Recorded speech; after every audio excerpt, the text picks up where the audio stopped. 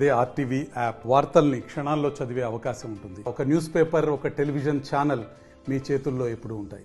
నేను అన్ని స్కూల్స్లో తిరుగుతూ ఉన్నా. గతంలో తిరిగినా ఇప్పుడు కూడా మళ్ళీ అన్ని 10th క్లాస్ పిల్లల కోసం పుస్తకాలు ఇవ్వడానికి ప్రతి స్కూల్కి ఎందుకు వెళ్తున్న గవర్నమెంట్ స్కూల్ కంటే అక్కడికి పోతే నాకు ఆ సమస్యలు కొన్ని తెలుస్తూ ఉంటాయి. ఆ సమస్యలను పరిష్కరించే కార్యక్రమంలో మనం తొందరగా పరిష్కారం చేయొచ్చు అనే ఉద్దేశంతో పోతా ఉన్నాం. ఇంకా చాలా స్కూళ్ళల్లో మౌలిక వసతులు ఇంకా కల్పించాలి. పోయిన సంవత్సరం ఒక చిన్న అడుగు ముందుకేసినాం. గత 10 సంవత్సరాల్లో చాలా ఇబ్బందులు గురైన పాఠశాలలు.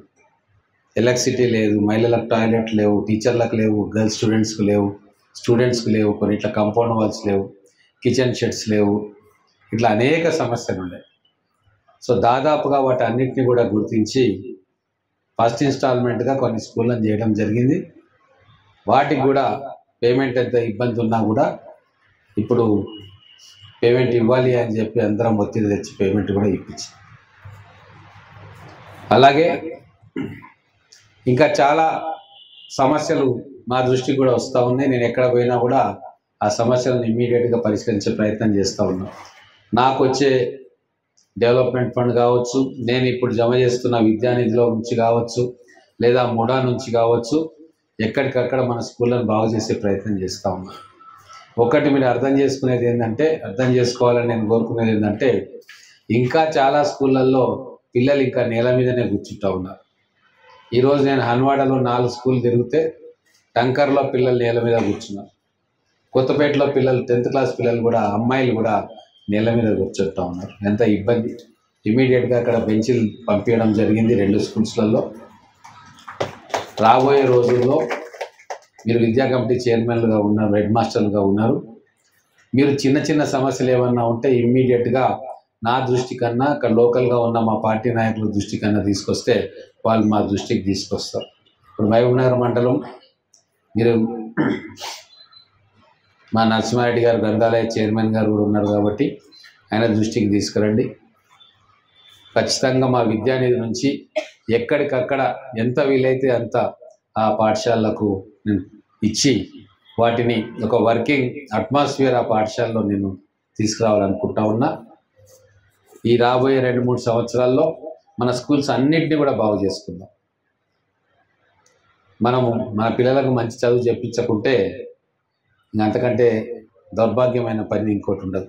కాబట్టి మేము చాలా శ్రద్ధ వహిస్తూ ఉన్నాం. అలాగే వాచ్మెన్ల ఇబ్బంది కూడా ఉంది. మంచి మేము ఇస్తూ ఉన్నా రాత్రిపూట పిల్లలు దొంగలు వచ్చి వాటిని ఎత్తుకపోవడం ఇవన్నీ జరుగుతూ ఉన్నాయి. ఎక్కడెక్కడైతే మీకు దొంగతనాలు జరుగుతూ ఉన్నాయి స్కూల్స్లో మా దృష్టికి తీసుకురండి. వాచ్మెన్ ఏర్పాటు చేసుకునే కార్యక్రమం కూడా మనం చేద్దాం. ప్రభుత్వం కొన్ని స్కూళ్ళకు వాచ్మెన్లు ఇచ్చింది, ఇంకా ఇవ్వని స్కూల్స్ చాలా ఉన్నాయి.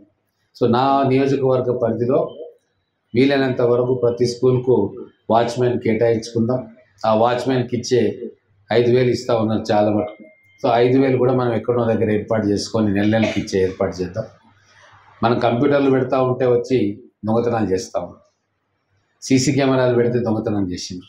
ఇట్లా మనం ఏదైనా మంచి కార్యక్రమం ఆ స్కూల్కు చేయాలనుకుంటే ఇమ్మీడియట్గా 2-3 రోజులలో దొంగతనాలు అవుతూ ఉన్నాయి. సీలింగ్ ఫ్యాన్స్ దొంగతనాలు చేస్తూ ఉన్నారు. కాబట్టి మనం మొదలు వాచ్మెన్లను ఏర్పాటు చేసుకోవాలి. అట్లీస్ట్ నైట్ వాచ్మెన్లు, టీచర్లు ఇంటికి వెళ్ళిపోయినాక దాని కాపలా కాసే వాళ్ళు ఎవరైనా ఉండాలి. కొన్ని స్కూల్స్ ఊరికి దూరంగా ఉంటుంది. సో వాటి పట్ల ఇంకా జాగ్రత్తగా మనం ఉండాలి. హెడ్ మాస్టర్లు కూడా చొరవ తీసుకొని ఏమేం చర్యలు తీసుకుంటే స్కూల్ ప్రాపర్టీ భద్రంగా ఉంటుందో వాటి మీద కూడా ఆలోచన చేయమని చెప్పి కోరుకుంటూ, ఈ 10వ తరగతి ఉన్న స్కూల్స్లో అన్నిట్లలో డిజిటల్ బుక్స్ ఇచ్చడం నేను ఒక్కొక్క స్కూల్కి పోయి ఇస్తూ ఉన్నా, పిల్లలతో మాట్లాడుతూ ఉన్నా, వాళ్ళ అభిప్రాయాలు తీసుకుంటూ ఉన్నా.